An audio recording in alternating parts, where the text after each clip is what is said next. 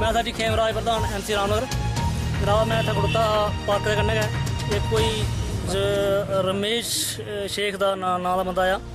उसने मिगी आख्या कि गड्डी कौन इतना ड्राइवर चला दा कुत्थै ड्राइवर। मैं आख्या मारा कोई पता नहीं है कि ड्राइवर कुत्थै गेदा। मिगी सनाया नहीं है ड्राइवर और मैं साइड पर खड़ोता मिगी कोई पता नहीं है ड्राइवर कुत्थै गेदा।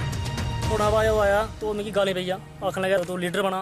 मतलब गाली गलोज कीतियां मिगी अपनी मऊ बिच्च गाली गलोज कीतियां गंदियां गाली कड्ढियां।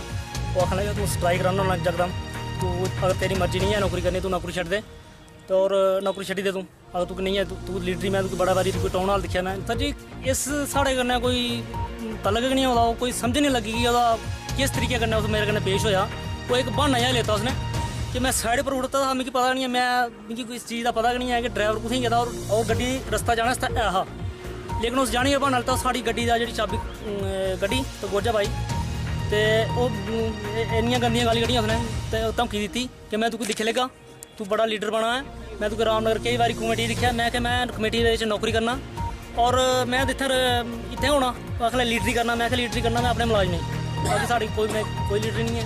उसने इन्नियां गंदी असें गाली कड्ढियां तो मैं चाहना असें एक दरखास्त देना है साहब गी देना तो SHO साहब गी।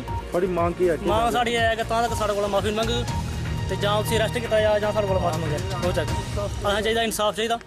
सारे जिन्ने भी हैं साढ़ी कमेटी के मुलाजम सारे इकट्ठे होए तां तक सोमवार अगर तक असें इंसाफ नहीं होया साढ़ा कम्म बिल्कुल बंद होग और छित्तियां कमेटियां जिहड़ियां सारा कम्म बंद होग।